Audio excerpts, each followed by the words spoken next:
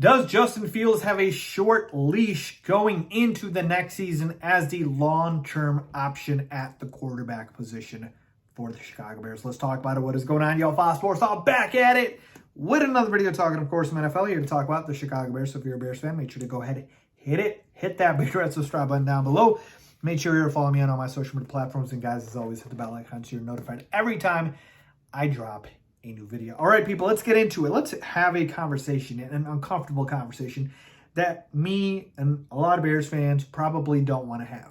And that is talking about the future of Justin Fields at the quarterback position for the Chicago Bears and whether or not he has a short leash. So where is this coming from? Why am I talking about it? Let's discuss. So Kevin Fishbain, a Chicago Bears reporter for The Athletic, came out in an article and basically said that Justin Fields and the Chicago Bears, so the Chicago Bears might have to consider and I'm paraphrasing here, might have to consider the possibility that Justin Fields isn't the guy if he struggles in 2022. Now, he basically, put in the context of how Fields needs to cut down on the sacks that he takes, the turnovers, and obviously keep it in mind that he was in a very, very bad offense led by a fired head coach now in Matt Nagy, and put all that there. But this new regime, remember, we have a new regime. If this new regime is not sold on Justin Fields, like he doesn't convince him next season that he is the guy moving forward, then, we might have to, I should say, consider that Fields has a short leash and his future could be in question. So let's take a step back here. Let's breathe before people freak out. I have been telling you guys this, for a couple of weeks now, maybe a month or so, that I don't believe the new regime is 100% sold on Justin Fields. And you might be thinking, Faiz, why do you say that? It's the same answer I've told you guys since the beginning. If you are sold on a guy, you are not going to hesitate to build around him, right? If you have a stud quarterback, you are going to build around him. If you don't believe you have a stud quarterback, you are going to have a question mark and think about it. So the Chicago Bears just have not done that, right? They have not surrounded Justin Fields with weapons. So you can't tell me, oh, they don't have the money to spend or free agency's overpaid. They're going to get somebody in the draft, folks. No matter what the Bears do in the draft, no matter what, right? Like there isn't anything which is going to tell you that the Chicago Bears, team all of a sudden is one of the most talented. This roster is poor. It just is. Now, I get it. Ryan Poles is coming in here, cleaning up this mess. But for the most part, it is a poor roster. So that's the reason why I've told you that I don't believe this management is sold on Fields. And so me seeing an article like this written doesn't surprise me. Now, let's talk about the article and whether or not Fields actually has a short leash next year. And here's where I'm at. Okay? Justin Fields did struggle this year. He definitely did. But you can always put the context there that Justin Fields didn't have a lot to work with. He was in a bad offense, bad head coach, bad offensive line, bad weapons. You can put all that there. And I totally get all that. But there's always a but. Talent tends to shine through, right?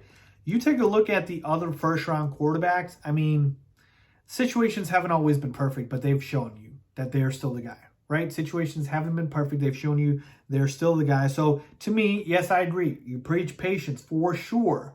But you've seen quarterbacks step in and produce right away, right?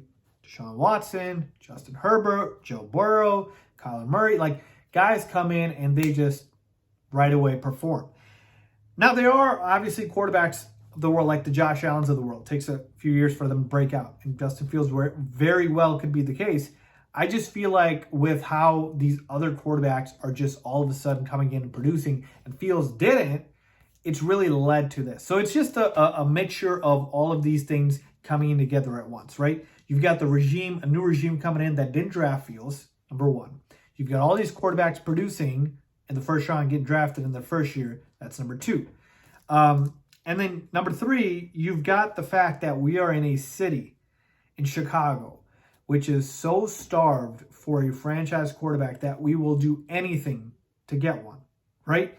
And so that's where it's pressure on Fields. Now, I, fully believe in Justin Fields' potential, but I can't lie to you guys. I'm scared.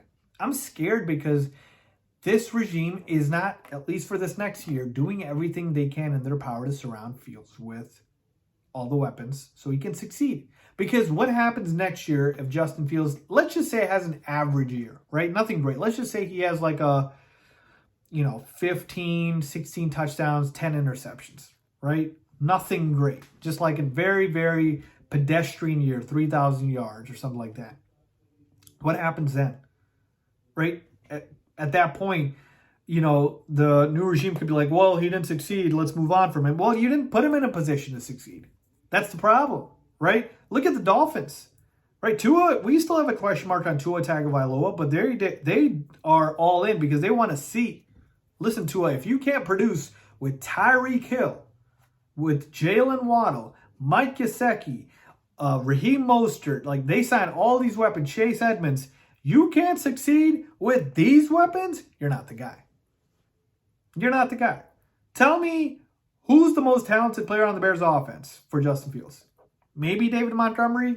Darnell Mooney's not a wide receiver one. I'm sorry, he's just not. So even teams like the Dolphins who aren't all in terms of who aren't, who don't have a quarterback that there's no question marks on in Tua, they even are surrounding him with talent. So that's where I'm concerned. Overall, folks, look, quarterbacks getting drafted, especially in the first round, you trade up for them. It's a 4-year deal. So Mitch Trubisky finished out his contract here in Chicago, even his 4 years. So I can't imagine Justin Fields is not doing the same. I think he will. But to me, I just get worried. I just get worried because, you want Justin Fields to be the guy, and I don't want us to think he's the guy and to pretend like we can just groom him and push him into being the guy. He has to become the guy too, right? I'm talking about the fans, right? Like you're sold on somebody, but you really, in the back of your mind, have question marks. Like you don't want that either. So overall, folks, here's what I'll say. I think Justin Fields does finish out like his career here in Chicago in terms of the first 4 years for sure. But it's still a question mark of whether he's good or not. And he has to prove that, nobody else. But the management at the same time have to put in a position to succeed.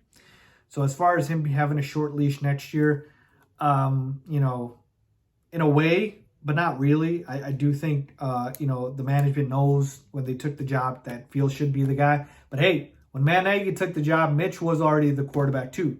And he thought he could make it work. So just food for thought here. I want Justin Fields to succeed, but you have to be realistic at the same time. He has to prove it.